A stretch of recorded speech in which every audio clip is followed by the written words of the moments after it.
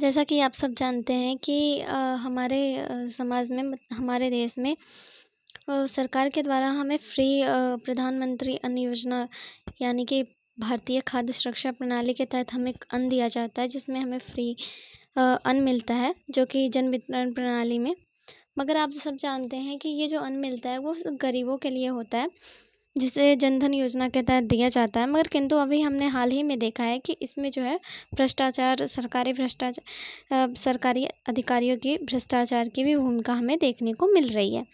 तो ऐसा क्यों है? क्योंकि हम सब जानते हैं कि भारत में जो गरीबी है वो बहुत बड़े तौर पे है, किंतु अब जो है वो बहुत तेज़ी से कम भी हो रहा है, क्योंकि भारत में बहुत ऐसे लोग हैं जिन्हें अभी भी अन्न की ज़रूरत है, लेकिन ये कहीं न कहीं उन लोगों के पास ना पहुँच के ऐसे लोगों के पास पहुँचती है जिन्हें इनकी ज़रूरत ना के बराबर होती है। तो आज हम इसी टॉपिक पे बात करेंगे। आज का जो हमारा मेन मुद्दा रहेगा, वो रहेगा कि जन वितरण प्रणाली में भ्रष्टाचार और सरकारी अधिकारियों की भूमिका एवं उसका समाधान क्या। और साथ ही साथ हम ये जानेंगे कि अभी हाल ही में राजस्थान में जो 83,000 कर्मचारी अधिकारी जो इस घोटाले में पकड़े गए थे, उसी पे आज ये हमारा आज का मुद्दा है। तो देखिए, एक तो सबसे पहले हम जानते हैं कि ये जो है ये जन वितरण प्रणाली एक सरकारी योजना है, जिसका जो उद्देश्य गरीबों एवं ज़रूरतमंदों को रियायतों के दरों पर आवश्यक खाद्य सामग्री एवं अन्य सुविधाएं जो है उपलब्ध करा। इनका जो मुख्य उद्देश्य यही है कि ऐसे लोग जिनको इनकी आवश्यकता है उन्हें जो है कम पैसों पे या फिर फ्री देना। और यह प्रणाली भारत की सरकार के द्वारा चलाई गई थी, जिसका मुख्य उद्देश्य जो था खाद्य सुरक्षा को सुनिश्चित करना।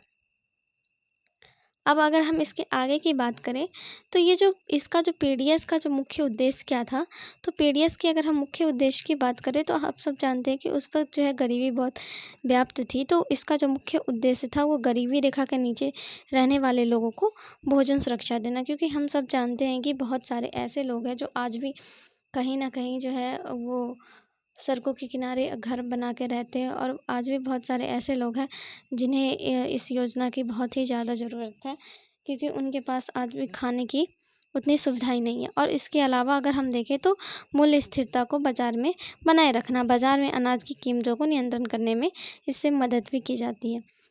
मगर अगर हम इसकी बात करें, अगर इसके इतिहास के बारे में देखें, तो पीडीएस की जो दशक की शुरुआत थी ना, वो द्वितीय विश्व युद्ध के दौरान की गई थी। जब हमारे द्वितीय विश्व युद्ध के वक्त 1939 से 45 के समय में जब खाद्यान्न संकट हुआ था, तो उस वक्त खाद्य की अनाज की बहुत ज़्यादा कमी की वजह से ब्रिटिश सरकार ने पीडीएस की नींव रखी थी। उन्हीं के द्वारा इसका वो किया गया था। और भारत में जो सबसे पहले पीडीएस की जो शुरुआत की गई थी, वो 1942 में बंगाल में अकाल के दौरान अनाजों का वितरण करना एक ढांचे के रूप में तैयार किया गया था, और जिसका मुख्य उद्देश्य था कि शहरी क्षेत्रों में खाद्य आपूर्ति पर नियंत्रण करना। अब जो है कि हम कहेंगे, अगर स्वतंत्र भारत में इसके विकास के दशक की बात करें, तो स्वतंत्र भारत में इसका विकास जो है वो कहीं ना कहीं 1950 से 1960 के बीच में हुआ था। और आज़ादी के बाद जिसे भारत सरकार ने खाद्य सुरक्षा नीति के तहत किया था। और इसमें भारत सरकार के खाद्य नियम के तहत एक योजना बनाई गई थी, जिसे एफसीआई के तहत के नाम से भी हम जानते हैं। तो इसके द्वारा इस पर नियंत्रण किया जाता है। अगर आप एफसीआई का फुल फॉर्म देखेंगे, तो इसका जो फुल फॉर्म हमें मिलता है वो फूड कॉरपोरेशन ऑफ इंडिया, इसका जो है फुल फॉर्म होता है। अब अगर हम इसके बारे में बात करें, तो पीडीएस के बारे में चलिए अब हम पीडीएस के बारे में पूरी तरह से जानते हैं। तो पीडीएस का जो अगर आप फुल फॉर्म देखने की बात करेंगे, तो पब्लिक डिस्ट्रीब्यूशन ऑफ सिस्टम, ठीक है। अब हम इसके आगे की बात करते हैं।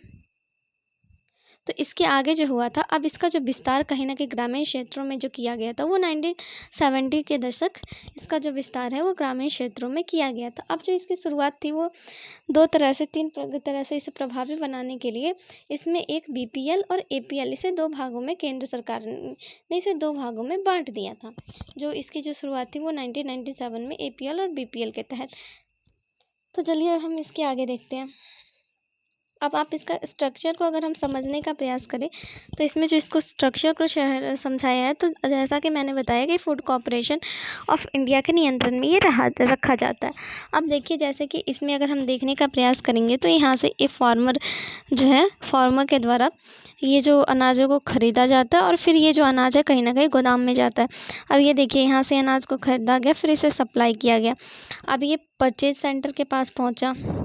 अब ये जो है इसके बाद फिर यहाँ से ये जो है सप्लाई स्टेट वेयर हाउस में गया, फिर ये अलग अलग जगहों पे जाता है और फिर ये यहाँ से जाके फिर वहाँ से जाता है, फिर वो जो वहाँ का जो सेंटर होता है फिर ये वहाँ पे जाता है, फिर वो अलग अलग डिस्ट्रिक्ट लेवल पे जाता है और फिर वहाँ से जो है जैसे कि अलग अलग गांव में अलग अलग जगहों पे इसकी बातें की जाती है, तो फिर ये वहाँ पे जाके और लोगों के बीच में बँटता है। अब 2013 में जो इसकी जो शुरुआत है वो NFSA राष्ट्रीय खाद्य सुरक्षा अधिनियम कानून के तहत जो है 67% आबादी को सस्ती दरों पर अनाज को देना स्टार्ट हुआ था। अब FCI जो है काम कैसे करता है, तो इसके वर्क के बारे में हमने देख लिया कि कैसे इसका जो है भंडारण किया जाता है, राशन कार्ड के आधार पर परिवारों के बीच में अनाज को आवंटित किया जाता है। अब इसके टाइप को अगर आप देखें तो इसमें देखिए priority house hold ration card, इसके बाद एक और है अन्योदय राशन कार्ड, फिर एक APL BPL। अब BPL जो है वो सबसे नीचे की जो गरीबी रेखा की लाइन होती है उसके तहत जो है BPL की बात की जाती है। अब यहाँ पे देखिए आपको 3 तरह के कार्ड यहाँ पे देखने को मिल रहे हैं। अब हम बात करेंगे तो न्यायोचित वितरण बनाम भ्रष्टातंत्र। अब न्यायोचित वितरण की अगर बात करें तो हर जो इसका जो पात्र है सबसे पहले उसे तय करना कि हाँ कि इसका हकदार कौन है और उसे उसी मात्रा में राशन देना। और पारदर्शी या डिजिटल प्रणाली, पारदर्शी और डिजिटल प्रणाली से तात्पर्य हमारा ये है कि ऐसी प्रणाली रखना है ताकि ये जो जैसे कि हम ऑनलाइन सिस्टम या फिर ऐसा कुछ ले सकते हैं, अगर थंबलाइन की कोई जो है पर्सन अगर एक जगह पर कर रहा है तो वो दूसरी जगह पे ना कर पाए। POS मशीन के आधार पे वितरण, वन नेशन और वन कार्ड की सुविधा भी हम ले सकते हैं। अब बिना बिचौलिए के वितरण की अगर बात करें तो बिचौलिया जो होता है वो कहीं ना कहीं ऐसे लोगों को अनाज दिलवाते हैं और उससे जो है उसे इंसेंटिव वगैरह भी लेता है। अब भ्रष्टाचार तंत्र की अगर बात करें तो फर्जी कार्ड बनाना। अब कुछ ऐसे भी फर्जी कार्ड बनाते हैं जिनको इसकी ज़रूरत नहीं होती और वो इस कार्ड को लेके घूमते हैं। अब इसके अलावा अगर हम बात करें तो अनाज की चोरी और कालाबाजारी। अनाज की चोरी और कालाबाजारी की अगर हम बात करें तो कहीं ना कहीं जो है ऊपर से ही जैसे कि कर्मचारी वगैरह होते हैं वो गायब कर लेते हैं और कालाबाजारी में मतलब बेच लेते हैं अलग से पैसे में। अब राशन के जो डीलर की मिलीभगत, अब राशन में भी कहीं ना कहीं डीलर की भी मिलीभगत इसमें होती है और पात्र लोगों को राशन से वंचित करना। अब जैसे कि आप जानते हैं बिचौलिया और डीलर की जो मिलीभगत होती है, तो कुछ ऐसे लोग होते हैं जिनके राशन पे वो दूसरे लोगों को अनाज देते हैं और उन्हें उससे वंचित कर दिया जाता है। अब वो जैसे कि अब POS मशीन में भी बायोमेट्रिक धोखा। अब कहीं ना कहीं POS जो मशीन है उसमें भी जो है कहीं ना कहीं धोखा दिया जाता है और इसी के साथ गोदाम में भी हेराफेरी की जाती है। अब हाल में उजागर हुए घोटाले की अगर बात करें तो अभी जो उजागर हुए जो घोटाले हैं उसकी अगर हम बात करें तो ये जो घोटाले हैं इसमें जो है केरल में भी एक देखने को हमें मिला है। सिविल सप्लाईज डिपार्टमेंट ने 21 जनवरी से 25 जनवरी तक की जांच में पाया तो 8,335 सरकारी और सेमी सरकारी ने अधिकृत रूप से ये क्या कहते हैं प्रायोरिटी हाउस होल्ड या फिर AII राशन प्राप्त किए थे, या फिर ऐसे लोग जो इसको इनकी ज़रूरत नहीं थी और जिनका जो है महीने में जो है 21 लाख से अधिक मुनाफा होता था सरकारी अनाज के दुरुपयोग से। और पूरे अनाज घोटाले में लगभग 3,30,000 से भी अधिक लोग जो है इसमें शामिल थे और जिनमें से जो है ये जो है केसरागोड़ा जिला, इसमें से बहुत अधिक लोग जो है केरल के क्षेत्र में पाए गए थे। अब अगर हम बात करें तो उत्तर प्रदेश में जो है आधार डेटा का दुरुपयोग, अब आधार डेटा का दुरुपयोग करके वहाँ पे कहीं ना कहीं की जा रही थी। तो उसमें कैसे, तो उसमें जो मेन ज़िले हैं वो मेरठ, नोएडा और मुरादाबाद और बरेली सहित कई जिलों में PDS राशन कार्ड को अवैध रूप से हेराफेरी के लिए लाभार्थियों का आधार डेटा या फिर बायोमेट्रिक के साथ छेड़छाड़ किया जा रहा था। और इसमें फेयर प्राइस शॉप मालिक और सप्लाई इंस्पेक्टर आदि सभी जो है इसमें शामिल थे। अब जैसे कि अगर इसमें बात करें तो एक मामला आया था कि गाज़ीपुर जो कि यूपी में है, उसमें एक मृतक जो मर चुका था लाभार्थी, उसके नाम पे भी राशन दिया जा रहा था और केवाईसी के प्रक्रिया के दौरान इसे हटाया गया और इसी वजह से जो है कैटेगरी की दशा में दंश की कमी आई। बहुत सारे, अब जैसे कि छत्तीसगढ़ के बिलासपुर में भी ऐसी घटना हमें देखने को मिल रही है। महाराष्ट्र में अगर हम बात करें तो फोरिटी राइस घोटाला भी इसमें हमें देखने को मिल रहा है। तो अलग अलग जगहों पे अलग अलग तरह से हमें ये सारे घोटाले देखने को मिल रहे हैं। अब ये मामला कैसे सामने आया, तो जो है 2025 की रिपोर्ट में केरल का मामला हमें सामने आया। उत्तर प्रदेश में भी 25 में परिवर्तन कार्रवाई से सामने आया। छत्तीसगढ़ की अगर बात करें तो वहाँ पे मार्च से मई के बीच में जब सक्रिय जांच स्टार्ट हुआ तो उसके बीच में ये सारे मामला हमारे सामने आए। अब इसमें अगर कुछ बिंदुओं की बात करें तो अभी जो हाल में जो घटना आई है उसमें जो क्या कहते हैं 83,000 कर्मचारी जो है इसी घटना के अधीन हमें देखने को मिले हैं। अब चलिए हम इससे आगे की बात करें तो घोटाले के कई तरीके होते हैं, जिसके ऊपर हमने पहले भी देखा था। फर्जी लाभार्थी जोड़ना, राशन के स्टॉक को भी गायब कर देना, पीओएस मशीन के साथ भी हेराफेरी और आधार की सीडिंग में भी गड़बड़ करना। अब जो कहीं ना कहीं ये जो सारे जो हो रहे हैं, इसके कुछ इफ़ेक्ट भी हमें देखने को मिल रहे हैं। अब अगर हम इसके इफ़ेक्ट की अगर बात करें तो इससे कहीं न कहीं जो है भूख, और जो ज़रूरतमंद लोग होते हैं उसको कहीं न कहीं नहीं मिल पाता है, जिससे भूख और कुपोषण में वृद्धि होती है। इसी के साथ जो है लोगों को जो है सरकार पर विश्वास कम होता जाता है और इससे जो है सामाजिक असंतोष की जो भावना है वो हमें देखने को मिलती है। अब अगर हम सरकार की प्रतिक्रिया की बात करें तो सरकार ने इस पे जो प्रतिक्रिया थी, तो उत्तर प्रदेश में सीडीआई जांच में 134 के तहत 110 की जो जांच है अभी पूरी हो गई और कई जिलों में सप्लाई इंस्पेक्टर, कंप्यूटर ऑपरेटर्स और जो राशन डीलर है जो राशन देते हैं पर एफआईआर भी दर्ज कराया गया। इसी तरह का अगर हम देखें तो आंध्र प्रदेश, महाराष्ट्र और एमपी में भी गिरफ्तार किए गए हैं।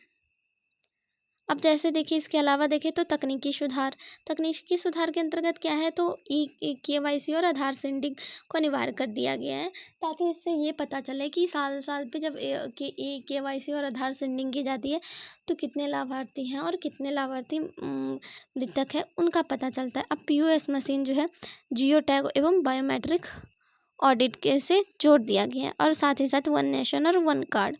अब इसी के साथ कुछ जो है नीति आधारित प्रतिक्रिया भी ली गई है। तो खाद्य मंत्रालय ने सभी राज्यों को आदेश भी दिया है कि सभी राशन कार्ड के जो जितने भी धारक हैं उन्हें समय समय पर जो है रीवेरिफिकेशन भी करवाना होगा और साथ ही साथ जो है पीडीएस के पोर्टल पर भी अपने आप को ऑनलाइन रजिस्टर करवाना होगा, या फिर अगर कोई भी शिकायत है तो वो वहाँ से कर सकते हैं। अब इसका जो सुधार एवं उद्देश्य की बात करें तो इसका अगर डिजिटल ट्रैकिंग सिस्टम, तो राशन की मूवमेंट ट्रैक करना ताकि ये कहाँ पे जाता है। अब एक और आता है एआई फ्रॉड डिटेक्शन। इससे जो है पता चलता है कि अगर कोई व्यक्ति कुछ भी संदेहास्पद लगे, ताकि गड़बड़ लगे, तो हम उस मामले को पहचान सकते हैं।